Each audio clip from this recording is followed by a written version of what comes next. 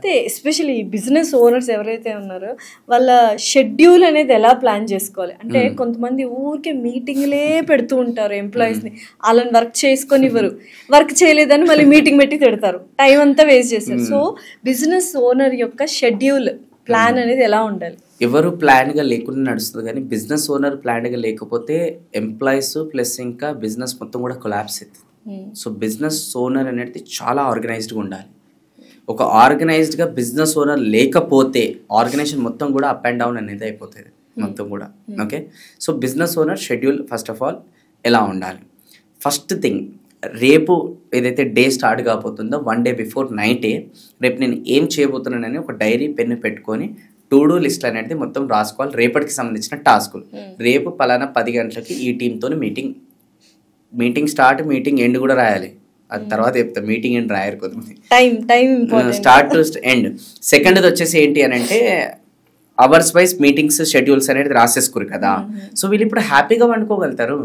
ఎందుకు, రేపటి డే అనేది మొత్తం కూడా సెట్ అయిపోయిందని హ్యాపీగా ఉండగలుగుతారు. కానీ చాలా మంది బిజినెస్ హ్యాపీగా పండుకోరు, ఎందుకంటే ఈ టు డూ లిస్ట్ ఉండదు కదా.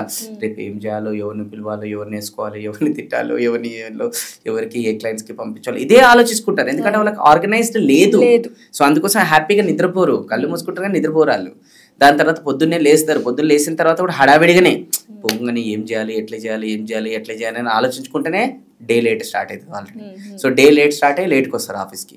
సో వచ్చిన తర్వాత కూడా ఏముంటుంది, ర్యాండమ్గా ఎవరి కళ్ళకి నువ్వు రా లోపల క్యాబిన్ దగ్గర నువ్వు కూర్చో, ఏం చేస్తుంది, ఏమైతుంది అని ఎప్పుడెప్పుడో పాత అన్నీ తీసి మళ్ళీ ఏదో సంబంధం లేనిది మాట్లాడి ఆ మీటింగ్ అనేది 1 గంట 2 గంటలు అయిపోతుంది అనమాట. దాంట్లో ప్రొడక్టివిటీ రిజల్ట్ ఓరియంటెడ్ ఏమైనా ఉందంటే 0.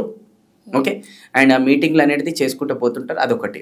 రెండోది వచ్చేసి ఏమవుతుంది, ఇప్పుడు ఆ టీం మెంబర్స్ వాళ్ళు కూడా పాపం ప్రిపేర్ అయిపోయి వస్తారు. ఈరోజు నేను వెళ్ళి ఈ పని చేయాలి, ఇలా కాంట్రిబ్యూట్ చేయాలి, సో దట్ ఆర్గనైజేషన్ గ్రో అవుతుంది, నేను కూడా గ్రో అవుతా. వాళ్ళు ప్రిపేర్ అయ్యి వాళ్ళు ఒకటి వచ్చి రెడీ చేసుకుని కూర్చుంటుంటే దా మీటింగ్ అంటారు. ఇంకా వాళ్ళు ఫీల్ అవుతారు, నా డే పోయింది ఫీల్ అయిపోయి వాళ్ళు పోయిన తర్వాత మీటింగ్ అనేది అయితే మీటింగ్ నుంచి బయటికి వచ్చిన తర్వాత టీం మెంబర్స్కి ఉత్సాహం కూడా ఏముండదు. ఎందుకు, ఏం జరిగింది, ఏం మాట్లాడిండు, ఏమైంది, నేను ఒకటి ప్రిపేర్ అయినా, ఒకటి జరిగింది అని చెప్పి మొత్తం ఉత్సాహం అంతా పోతుంది వాళ్ళది.